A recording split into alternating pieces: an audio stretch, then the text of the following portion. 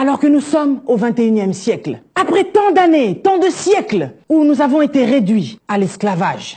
Aujourd'hui encore, on nous fait ressurgir encore que la race noire est une race inférieure. Je dis non, nous ne sommes pas une race inférieure. Parce que lorsque je regarde l'Afrique, mon Afrique à moi, je dis que l'Afrique, qui est le berceau de l'humanité, est un continent béni, un continent richement béni, un continent que Dieu a tellement aimé, qu'il a tellement béni. Nous sommes bénis sous le sol, nous sommes bénis sur le sol. Pourquoi est-ce que l'Africain jusqu'aujourd'hui n'arrive pas à jouir de tous les biens que Dieu a déposés sur son continent? Les soi-disant chefs de l'État, que moi j'estime qu'ils ne sont pas des chefs de l'État, je dis que vous estimez être des hauts dirigeants, vous n'êtes pas des hauts dirigeants, vous êtes des bas dirigeants.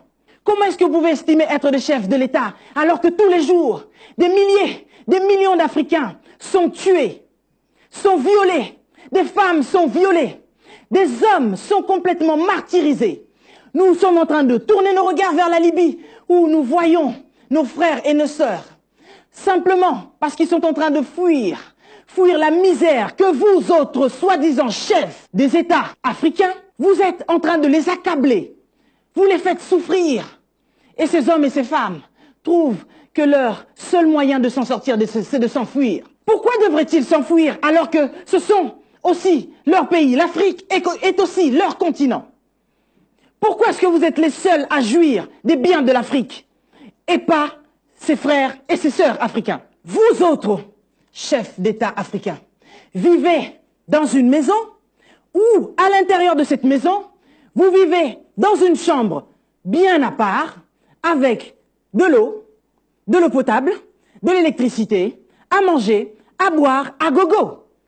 Et juste en sortant de vos chambres, il y a des personnes qui se trouvent dans vos salons, dans vos cuisines, dans vos toilettes, qui sont en train de vivre misérablement. Ils n'ont même pas de quoi se vêtir, ni même de quoi boire. Comment ça se fait que l'eau peut devenir un luxe en Afrique pour beaucoup de personnes? Des millions de personnes n'ont pas accès à l'eau potable.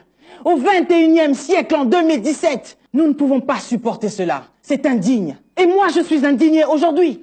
En tant qu'une femme africaine, je dis non, cela ne peut pas continuer. Vous êtes là, vous ne réagissez même pas. On est en train de vendre vos fils et vos filles. Vous ne réagissez même pas.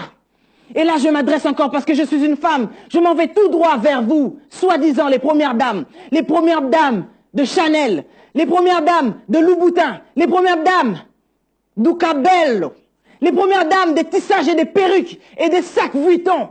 Vous n'êtes pas dignes d'être appelées des premières dames. Vous êtes des dernières dames. Parce qu'une première dame est une femme dont la Bible parle ici, la femme vertueuse, la femme sage. La femme sage est une femme qui bâtit sa maison, mais l'insensé la renverse de ses propres mains. Eh bien, aujourd'hui, vous êtes soi-disant des premières dames. Vos pays sont vos maisons. Et vous êtes censés, vous, en tant que femme, vous lever et dire que moi, en tant que femme, soi-disant en tant que première dame, je dois bâtir ma nation. Mais que faites-vous de vos nations? Vous renversez les nations. Quel genre de femme êtes-vous? Lorsqu'il y a des femmes, des vieilles femmes, qui doivent être honorées, vous les déshonorez, ces vieilles femmes. Elles n'ont rien à manger, elles n'ont rien à boire. Aujourd'hui, en Afrique, il y a des familles qui sont en voie de disparition simplement parce qu'ils n'ont personne en Europe. Pourquoi êtes-vous les seuls à vivre dignement dans vos pays? Des premières dames de Chanel, vous n'êtes que des dernières dames. Vous ne méritez même pas de porter le nom de première dame ou le titre de première dame. Une première dame qui est en train de me suivre, si cette vidéo te trouve en train de manger, tu devrais arrêter de manger. Comment peux-tu être en train de manger tranquillement dans ta chambre pendant que dans le reste de ta maison, tes enfants sont en train de mourir de faim?